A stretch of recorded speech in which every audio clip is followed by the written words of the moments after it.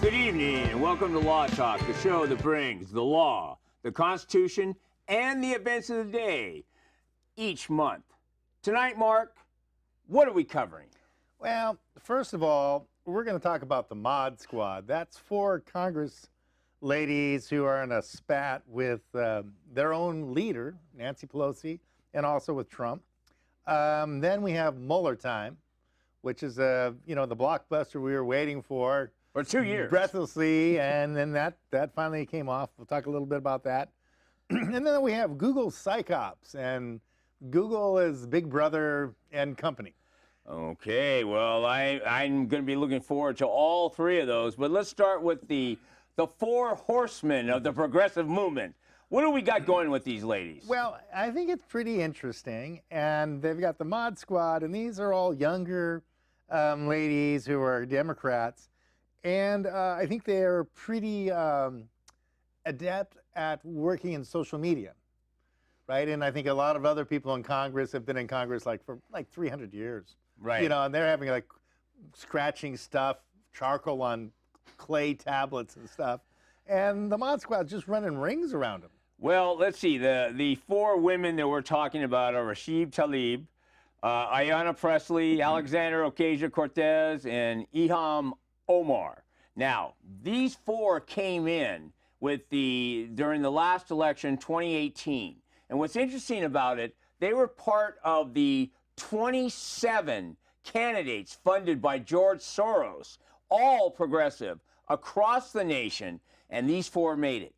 And what's interesting about it, not only do they have one thought, it's going to be Green Deal, no fuel, this, that, everything is about the most progressive left movement that anyone in the Democratic Party's ever seen. And I'm a Democrat, and I'm shocked. So, Mark, tell me what these 4 are really trying to do. Well, the one I invited on the show was Ilhan Omar. And I actually contributed some money to her campaign, and I wrote some nice little notes to her. And I said, come on, Law Talk, and she didn't want to come on. So, because I thought, the best thing would be to have them explain their own positions, right? Because it's kind of controversial. A lot of people say that they kind of speak in code about Israel and one thing or another. And, and I would say, well, the best thing would have them explain to himself. So I guess we kind of do our own interpretation here. But let's face it, we really don't know. They haven't been on the scene that long. We haven't really seen what they voted on. We've seen what they proposed. Most of the things that they proposed, I don't think ever made it to the floor or made it through committee. Well, in fact, it's a little bit of a mystery, really. Well, actually, what they've all come in with is a nearly identical agenda. Omar and Tlaib are both the 2 first Muslim women ever elected to Congress. Right. And Tlaib is a Palestinian, and Omar is from Somalia. Right. So their feelings about Israel are pretty well stated in the news, and they continue to keep charging up the dialogue with their anti-Israel speech. But I mean, I think one thing they brought up, which really got the Israeli faction upset, is that there's maybe a third of the people in the Congress or a quarter of the people in the Congress are Israeli dual citizens. In other words, they can go to Israel anytime, and they can have no extradition, and so they're Israeli citizens. And so what Omar is saying is you have these people by bloodline who are Israeli citizens, and they're voting in the U.S. Congress. And then the Israeli citizens are saying, no, it's religious, but I think it's more like DNA than it is religious. So I think that's the conflict is this DNA, which is the rule, or is it religious, which is, I mean, anyone can switch religions anytime they want, and a lot of people are atheists, I think, mostly, in the Congress anyway. So anyway, that's what's kind of confusing about it. Well, what's really kind of sad about that is that Israel is the only democratic country in the Middle East. And both of the backgrounds for Tlaib and Omar are diametrically opposed to the existence of Israel. Well, when she got her new office, she covered up Israel with a little piece of paper on the map. On the map, yeah, covered up the map. But also she kind of plays both sides of it, and I think she does it kind of trolling the Israelis, because she said, then she said, well, the stuff on the border is like a concentration camp. You know, Israelis have a big deal about that, and then then she's bringing that up while she's against Israelis, and that's kind of one of their sacred cows. You know, talking about that, and so that really pissed him off. And so, I think Pelosi tried to rein her in, right? And they had a little meeting where they kind of smiled before the break and kind of made up. But I think what Pelosi says, you don't have that many votes, right? I've got a lot of votes. You don't have very many. And I think what, Ilhan Omar is saying, well, we have a bigger Twitter following or a bigger Facebook. We have a bigger social media following. So we actually have more future impact because you don't have any following. So that's the argument. Okay, well, that's Omar and Tlaib. But let's talk about Alexandria Ocasio-Cortez, which is actually the poster girl for all of this. Now, she's the one that came in with the Green New Deal, eliminate flights, eliminate cows, eliminate anything that has to do with meat, eliminate oil, eliminate coal, and we should all be driving our cars with little sails on the top or solar power because there will be no more fossil fuel. So the only problem with that is we'll be the only country in the world that's doing that, and as a result, we'll go from a multi-trillion-dollar economy back to the Stone Age. Well, you've got to understand that I think if she's Soros-funded, and Soros is in with the Qatars, I think that's how you pronounce it. That's not correct. like a guitar, but Qatar. Qatars. And they're also in with the Israelis somewhat, and the Saudis are one group, right? And the Saudis want to sell oil to us. And so for years and years, the Bushes and the Clintons took millions, if not billions of dollars from the Saudis to stop drilling oil here, right? Yeah. And now Trump is saying, no, you can drill oil. Now we're exporting oil, right?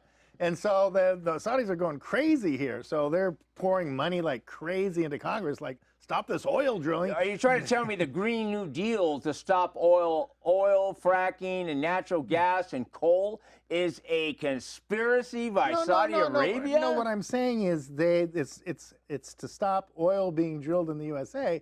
And because the way that you make money in the world, as people have known for centuries, is the most profitable thing is a war, right? And so if you're bringing oil from Saudi Arabia, there's lots of excuses to have a war over shipping. I mean, if you're pumping oil in Oklahoma and delivering it to Nebraska, you didn't really need a war. There's no chance for the war. It's not like the Straits of Hormuz exist in Kansas City or something. So I mean, like, we spent $10 trillion on the Iraq war, right? We spent another. A lot of people made some money on that. Well, just even the interest on that, which was also Israeli. And so then they try to start a war in Syria, and they want to start a war in Iran. All those are cash cows. And if we're drilling our own oil, we don't need the Strait of Hormuz. No, we don't need this. In fact, right now, we have no oil going to the Strait of Hormuz coming to us. In fact, we are just an exporter. And so the best news about the United States is now we're energy independent. Yeah. Now, when you look at these they're just trying to take us back. No, but I think what you got to understand, it's very good because, Soros is hooked up with Israel, and Israel hires Ilhan Omar to attack Israel. And they're kind of like the controlled opposition. The end goal is the same. Don't have any oil in the United States, so we got to bring it from the Middle East. So we have lots of excuses for wars, I would think, because that's where the money is. If you're following the money. I just don't see how that's really working here because what I see is, number one, the Green New Deal is not about saving the environment. Well, it's about total control of the population. But you can we know better than that. We can take a train to Hawaii. Take a train to Hawaii. That's Tulsi Gabbard was asking, what train's leaving from Washington, D.C. to Oahu? I don't think there is one. So, there's some things like that. But I think really what you're trying to do is they're trying to put the toothpaste back in the tube on the oil deal. It's a little late on that. No. Fracking's doing pretty well here. Well, I'm just thinking also look at the price of oil. And what about that pipeline coming from Canada? I mean, we're at the point right now. No, but I mean, oil was up at $150 a barrel. And now it's like 60, 50? No, it's 50. 50. I mean, you can't have a war over that. You got to get oil up to 125, 130 before you throw in another $10 trillion war. I think we should move on to our second subject. We're going to watch these four because I know that we're going to hear a lot out of them. I think that they really have a big following, and the following they have on social media may make them pretty important. Okay, what's our second topic for the night, Mark? Well, the second time is Muller time. Muller time. And now this was a blockbuster. It was advertised as impeach Trump, and da da da da da, you know, and then the Well, didn't Democrats. CNN make a whole industry for at 2 least years. 2 years And talking about how Trump will be impeached? He colluded. He obstructed. Well, what they had, and we did shows on that at the big. Even well, the thing is, originally there was Stellar Wind, and Obama did Stellar Wind. Now, Stellar Wind has never gotten the news, and it never will be. But Stellar Wind is it's a top secret agenda. Yeah. Okay, Stellar Wind is if someone's going to do a nuclear bomb, a dirty bomb in New York City, then you don't need any Fourth Amendment rights, right? So that's Stellar Wind. It's espionage. So when Obama started out after Trump, he did Stellar Wind, but he was also doing it against Scalia, Rand Paul. So he probably was surveilling like 10 or 15 different people. Now that's never going to come out because it's too top secret. And so then after a year or so of that, he dug up enough stuff where they figured out, okay, we can set up this goofball. They had some goofball that they got drunk and, you know. Papadopoulos. Yeah, Papadopoulos. They got some guy drunk in a Papadopoulos. bar. And by the way, hang set him on. up, yeah. And they had the professor Yeah, yeah. that was sent over by Yeah. Peter Strzok. Right. The Yeah, professor was sent over to get Papadopoulos a few extra glasses of whiskey, Yeah. and he started talking. Yeah, and he of course, started he's bragging. talking nonsense. But the He's thing is- not even part of the No, Trump but campaign. No, but he's talking something he's been fed, right? He's been fed by he's another spy. Yeah. So he's regurgitating stuff that the Stellar Wind people put together, and then now they can do a FISA warrant, right? And then they had Comey would sign, you know, anything for the FISA warrant, and then they started this whole. Well, Barack was saying, "Hey, James, I got you a good Yeah, job. let's go." Hillary, when Hillary's elected, you will be the new Attorney General." Right. And so anyway, you got then you had the FISA warrants, which were kind of dummied up. And then they thought they'd get something, and what they did, now I didn't understand this, and I think we did a show on it. When they were doing the FISA warrants, I'm like, well, the letter that Muller had from Rosenstein said you were supposed to look into Russian collusion, which is no such crime as collusion, so it's kind of weird. But I would say Russian espionage, right? In other words, is Trump having dinner with Natasha and Boris, you know? What is that, the good air in, the bad air out, you know? And so, you know, this is a cartoon, of course, and I say, well, they can't keep going because this would be a violation of the key tam. Well, you can't. Yeah. Number one, you No, can't. violation. Number one, you're not supposed to open any of this information up when there's a U.S. citizen. Well, it was the You're NSA. not supposed to be doing the head of the international espionage against, let alone a campaign. Well, the NSA guy, I forget his name, I think it was Williams or something, but some kind of admiral, he noticed Clapper.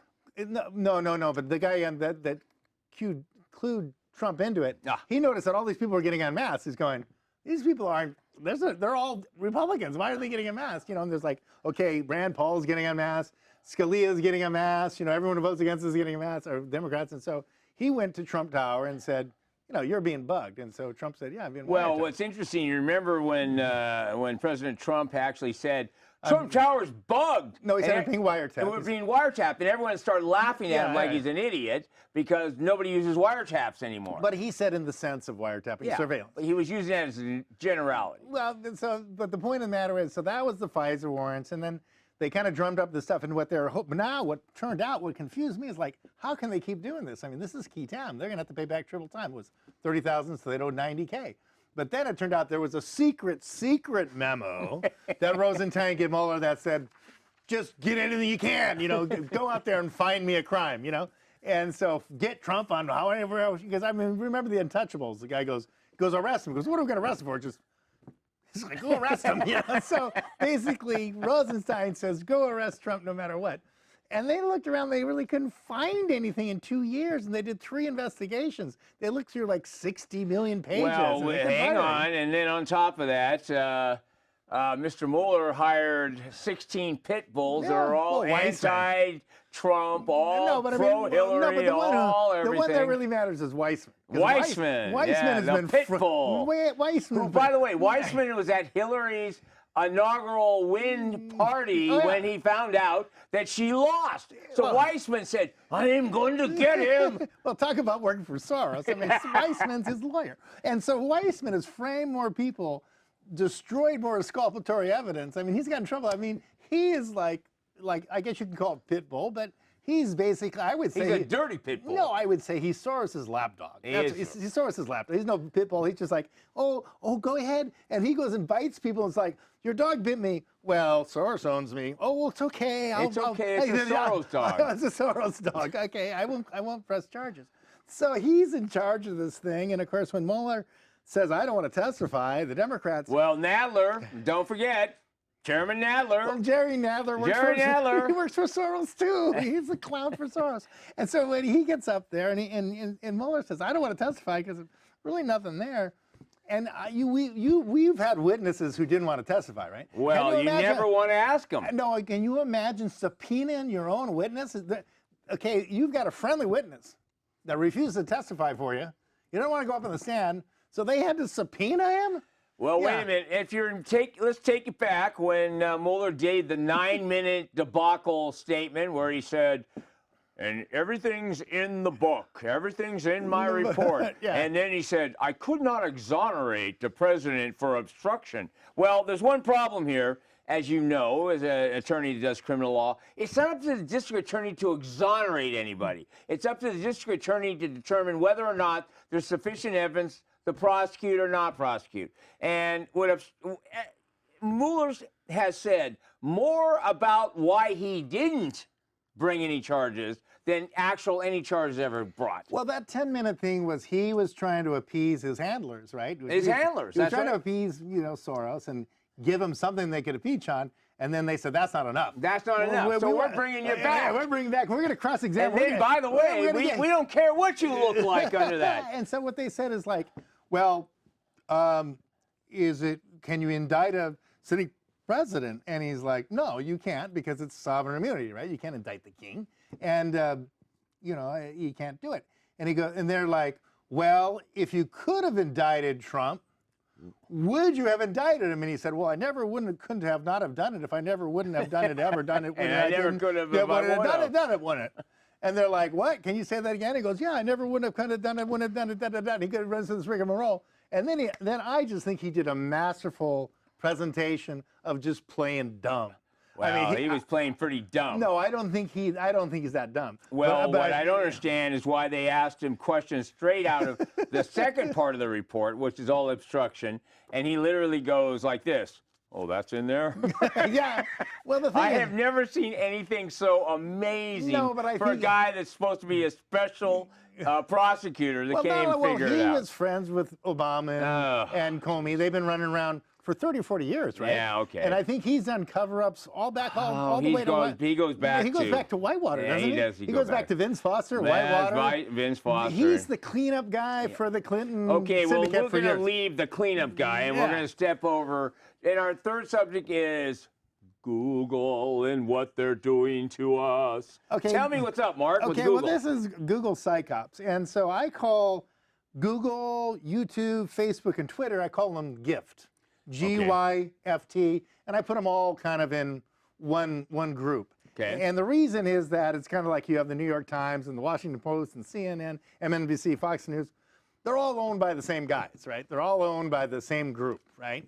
There's no news, and the same guys who own Fox News and the New York Times and the Washington Post and CNN. Well, it's not quite like that. No, it's not. Well, anyway, no. But I will tell you, if you eliminate Fox News, the rest are kind of owned by the same gang. Fox got bought off just recently. But anyway, if you look at Fox movies got bought off, not in the news.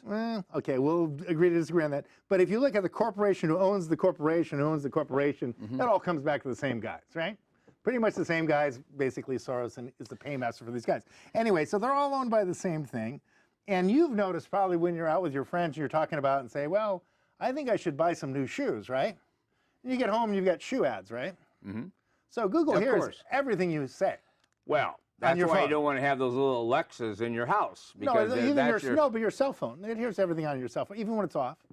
Unless you take the battery out, but now you can't take the battery out. So they know everything you say, right? So they know what Unless you don't carry a cell phone. Unless you don't carry a cell phone, but you're with someone who does, and they can recognize your voice. So it's basically the thought police. And so what Google has done more recently, before they maybe censored, 5 or 10% of conservative thought.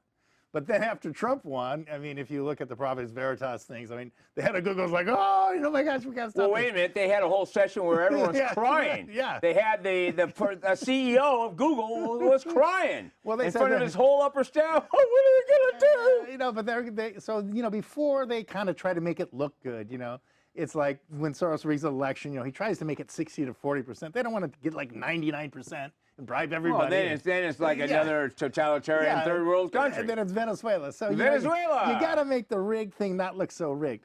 And so, but now they don't care. Now they just want to win. No, conservative thought on Google is banned probably at 98% or 99%.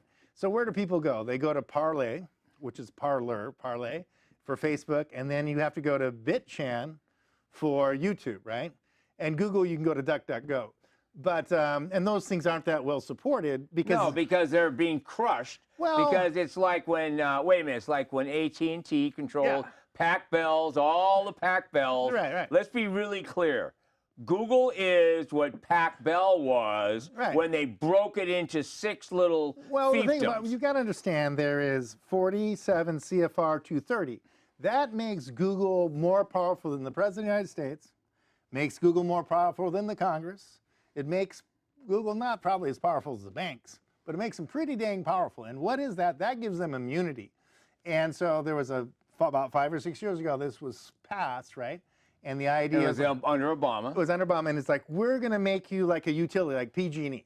If you want information, if you want to look at an encyclopedia, you got to come to us. If you want to say something to the outside world, it's got to go through us. So we're going to control all thought that comes to you, all information comes to you, and all thought that you put out into the world, we're going to control. And in exchange for having this absolute control over thought, being the thought police of the planet, you have to guarantee that people have equal access to the public square. Well, that lasted like 10 minutes. Well, that's never been in place. So Google's never given anyone equal access to the public square. Before they used to give like 90%. Wait a minute. They made it look good. But the thing is, now it's completely flipped. After Trump won, it's like there's no more pretense. Remember, there used to be something called Yahoo. Yeah. Well, the point of the matter is that you remember that, right? But I mean, Google over. I'm telling you. But Google visited the White House like 300 times. Once a day. So it's not a question of was Soros running the White House, or was Soros running Google, or was Soros running both? Probably, right? But they have the same master. So basically, you've got the thought police, and if you look up something now, right, and they see you're looking up something, like I was looking up some of the Clinton stuff, like out of Mena, when they were like running all the cocaine in there. And they had Southern Arkansas. Yeah, and they had Mossad was running the security and all that stuff. Those YouTubes are all gone. Yeah. And so then when I started looking at that, then they start cutting off other stuff. They go like, oh, we don't want these guys looking here anymore. And so they know who's looking at what, and they'll start to punish you for looking into different things. You should know that unless you're looking up Fluffy, the Wonder Dog. Yeah, right. That you can find all day long. Yeah, right. Hey, look at Fluffy. But if you're looking up Clinton Foundation, people die. It's all gone. It's all gone. There's 56 suicides around them. A year ago, there was probably 30 or 40 of those. Now they're scrubbed. They're all scrubbed. Gone. Like the El Paso shooter was a Democrat, right? Oh, he's a Democrat. 2 hours after the shooting, he's a Republican. He's a Trump supporter. A Trump supporter. Just scrubbed. So now they're not making any pretense at all. Google's a thought police if you think something wrong. And now this guy, Kevin Cernanke, he's made the whistleblower. He said, okay, you look up. Trump, what did Trump write? Well, he wrote Mein Kampf. He's Hitler. Trump is Hitler. And this is on Wikipedia, right? And so it's like, and so he wouldn't complain to his boss about that. So what was his boss? His boss is an Indian guy. Yes, who Trump says works for Chinese espionage, right? Because if you look at the writing of Wikipedia now, that's changed in this last couple of years. And I've read, Marx and Engels and Mao Tse-tung. The writing in there is now Mao Tse-tung. It's just like, when you read a police report as a lawyer, and I used to help write, I used to review them when I was on prosecution side. I mean, I can tell whether a sheriff wrote it or whether a local police wrote it or a CHP from looking at a police report, right? Right. And so when I'm looking at Google, I can tell this is Mao Tse-tung. This is Mao Tse-tung, Marxist 1960s stuff, right?